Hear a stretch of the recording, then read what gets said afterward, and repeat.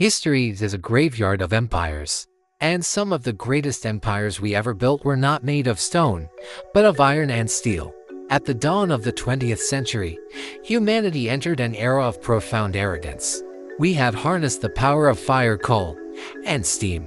We were building towers that scraped the sky and machines that defied gravity.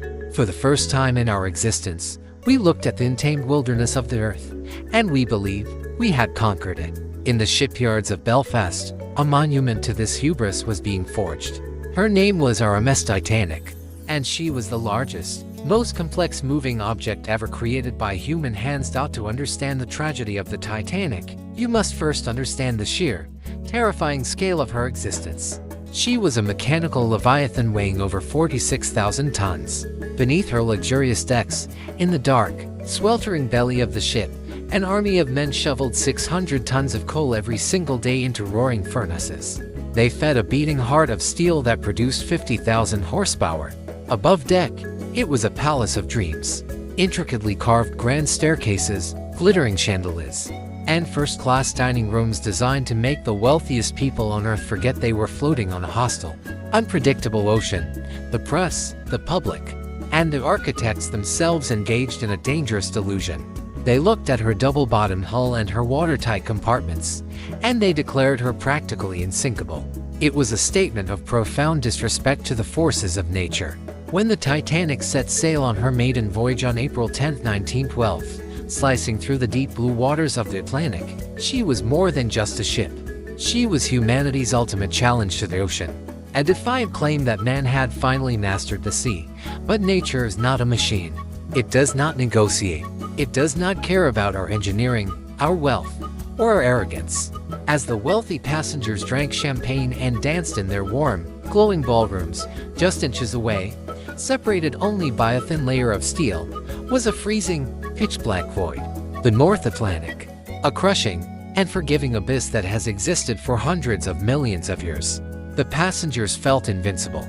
But viewed from the cosmos, this massive titan of industry was nothing more than a tiny, fragile speck of light, trespassing in a dark universe it did not understand. And on the moonless night of April 14th, the ocean decided to answer humanity's challenge. Nature did not attack this titan of industry with a violent storm. It attacked with absolute, terrifying silence. On the night of April 14th, the Atlantic Ocean was eerily calm. The water was flat like a polished black mirror, hiding the ripples of breaking waves that usually warn sailors of danger ahead. The air was freezing. High up in the crow's nest, the lookouts stared into a void of absolute darkness. They did not see a glowing, white mountain of ice. They saw a black shadow, blackbird blotting out the stars directly in the ship's path. When the warning bell finally rang, the laws of physics were already in motion. 46.00 tons of steel, traveling at 22 knots, cannot simply stop. To understand how the largest, most advanced ship in the world could sail blindly into a mountain of ice, we must look at the treacherous physics of the North Atlantic. On the night of April 14, 1912, the ocean was trapped in a rare phenomenon. The water was perfectly flat, a condition sailors call glassy sea. Without wind, there were no waves. And without waves crashing against the base of the icebergs, there was no white foam to spot in the dark. But nature had set another, more deceptive trap. A cold water mirage. The freezing air from the Labrador Current collided with the warmer air of the Gulf Stream, creating a thermal inversion. This optical illusion bent the starlight, creating a false horizon. The iceberg was not hidden in fog. It was camouflaged by the very air itself. The lookouts in the crow's nest, shivering in the freezing wind, were staring at a visual light. At 11:40 p.m., the mirage broke. A massive, black silhouette of blackbird composed of dense, clear ice that absorbed light rather than reflecting it loomed out of the void. Pause to south. First Officer Murdoch ordered the engines reversed and the helm turned hard to starboard. But you cannot simply rewrite the laws of momentum. 46.00 tons of steel, moving at 22 knots, possesses an unimaginable kinetic energy. The collision was deceptively gentle to those on the upper decks. It felt like a faint shudder, or the rumble of a heavy cart rolling over cobblestones. But 30 feet below the waterline, an industrial slaughter was taking place. The iceberg did not slice the hull like a knife. It acted like a colossal, jagged hammer pressing against the ship's starboard side with millions of pounds of force. The steel plates of the Titanic bent inward, but the true fatal flaw lay in the rivets that held those plates together. To save time during construction, the builders used wrought iron rivets in the curved sections of the bow, instead of high-quality steel. These iron rivets contained high concentrations of slag, a glassy residue that made them brittle in extreme cold. As the ice pressed against the hull, the freezing temperatures made the iron fragile. The rivets simply snapped. Their heads popped off like gunshots into the dark water. The seams of the hull unzipped over a length of 90 meters, exposing 6 watertight compartments to the ocean. The Atlantic Ocean did not wait. Water at -2 degrees Celsius liquid ice surged into the gaping wounds at a catastrophic rate of 7 tons per second. Deep in the belly of the ship, in boiler room number 6, the stokers faced a wall of freezing water violently extinguishing the roaring furnaces. The air filled with blinding steam and the deafening roar of high-pressure water breaching the steel bulkheads. Up on the bridge, the ship's designer, Thomas Andrews, looked at the damage reports. The Titanic was designed to survive with 4 compartments flooded, but the ice had breached 6. It was no longer a matter of engineering. It was pure, terrifying mathematics. The unsinkable ship was mathematically guaranteed to sink, and they had less than 3 hours before the ocean swallowed them whole. The collision was not a violent crash. To many on board, it felt like a slight shudder. But beneath the waterline, a catastrophic wound was being torn open. The iceberg, an ancient, hardened weapon forged by glaciers, acted like a giant can opener against the starboard hull. Under immense pressure, the steel plates buckled inward. Iron rivets, stressed beyond their limits, popped out like gunshots into the dark water. The ocean had found its way in. Water at -2 degrees Celsius liquid ice violently burst into the forward compartments at a rate of 7 tons per second. The lower decks, the mail rooms, the boiler rooms, they were swallowed instantly. Up on the bridge, Captain Smith and the ship's architect, Thomas Andrews, looked at the blueprints. The mathematical reality was undeniable. The unsinkable ship was mortally wounded. The ocean was claiming its prize, inch by inch, and the Titanic had less than 3 hours to live. Midnight passed. The illusion of safety vanished, replaced by primal panic. Flares shot up into the dark sky, illuminating a chaotic boat deck where lifeboats were lowered half-empty into the freezing void. Inside the ship, the beautiful grand staircase, a symbol of extreme wealth, was violently crushed by a wall of dark, freezing Atlantic water. As the boat sank deeper, the massive stern of the Titanic was levered high into the air. The 3 colossal bronze propellers, designed to push the ship through the water, were now exposed to the freezing night sky. As midnight passed, the geometry of the Titanic began to change. The boat grew impossibly heavy, dragging the front of the ship deeper into the freezing abyss. Inside, the ocean was brutally dismantling the pinnacle of human luxury. The freezing dark water crept up the grand staircase, tearing the intricately carved oak panels from the walls. The immense pressure shattered the beautiful glass dome above, sending a tidal wave of Atlantic water crashing down into the heart of the ship. By 2:00 a.m., the situation reached its horrifying climax. The forward section of the ship was completely submerged. To compensate, the massive stern was levered violently out of the water. The 3 colossal bronze propellers, engineering marvels designed to push the ship across the globe, were now suspended uselessly against the cold, starry sky. The Titanic was never designed to be lifted into the air.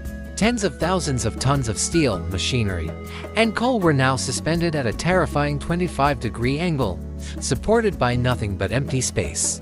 The massive expansion joints on the upper decks began to stretch and tear. The structural stress was inconceivable. The steel hull literally screamed. At 2:17 a.m., the breaking point arrived. The immense keel of the ship, the very spine of the Titan, could no longer bear the weight. With a deafening, thunderous roar that echoed across the flat ocean, the Titanic snapped in half. Showers of sparks erupted into the night sky as heavy power cables tore apart. The forward funnel collapsed, crushing everything beneath it in a cascade of soot and iron. The ship's guts, boilers, engines, and tons of coal spilled violently from the torn open wound into the freezing water. The bow section, now completely severed, slipped silently away into the deep. For a brief, agonizing moment, the severed stern crashed back down onto the surface, leveling out as if trying to survive. But the enormous tear in its front was wide open to the ocean. The water rushed in, pulling the stern straight up into the air like a massive, dark obelisk. It hovered there, perfectly vertical, a horrifying silhouette against the stars. The remaining emergency lights flickered, casting eerie shadows on the terrified faces of those still clinging to the rails. And then, the generators failed. The lights died. The world plunged into absolute, pitch-black darkness. Without a single sound, the stern of the Titanic slid vertically into the freezing depths, leaving behind a churning vortex of foam, wreckage, and over 1.50 souls to freeze in the dark. The Titan had fallen, but its descent into the true horrors of the deep sea was just beginning. The two halves of the Titanic began a terrifying freefall into the abyss, a descent of 3.80 meters into complete darkness. The bow section, heavy and aerodynamic, glided silently like a giant ghost torpedo, reaching speeds of 30 miles per hour. But the stern section suffered a far more violent fate. Trapped with vast pockets of air inside its sealed compartments, it could not withstand the crushing laws of deep-sea pressure. As it plummeted deeper, the air pockets violently imploded. The stern was ripped apart from the inside out, peeling back thick steel decks like tinfoil, scattering a storm of heavy debris, boilers, luggage, and coal into the black water. 5 long minutes after leaving the surface, the massive bow section slammed into the soft mud of the abyssal plain with the force of an earthquake. The impact buckled the steel and sent a massive cloud of silt billowing into the darkness. Miles away, the mangled remains of the stern crashed down, completely destroyed and unrecognizable. Then, the dust settled. The violent forces subsided. The deep ocean returned to its eternal, freezing silence. The iron graveyard was born. We returned to the present day, to the crushing depth of 3.80 meters. Bathed in the artificial lights of deep-sea submersibles, the ghost of the Titanic emerges from the dark. But the ship is not preserved. It is being eaten alive. The ocean is finishing what the iceberg started. A newly discovered species of rust-eating bacteria, fittingly named Halomonas titanicae, is slowly consuming the ship's iron skeleton. They form strange, melting orange structures called rusticles, dripping from the iconic bow railing like bloody tears. Nature is ruthlessly reclaiming the human machine. The promenade decks are collapsing under their own decaying weight.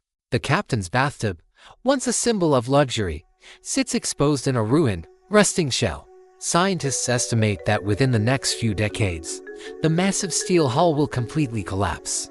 It will dissolve into a heap of red iron ore, eventually melting back into the salt water, as if the greatest ship in the world never existed at all. The Titanic was built as a monument to human invincibility, a defiant claim that we could master the wild earth with enough fire and steel. But down here in the cold, crushing dark of the abyss, the truth is laid bare. We do not conquer the ocean. We merely borrow its surface for a short time. The sea has infinite patience. It buries our greatest achievements in the same dark mud as our deepest tragedies. The deep ocean always wins, and the abyss remembers everything.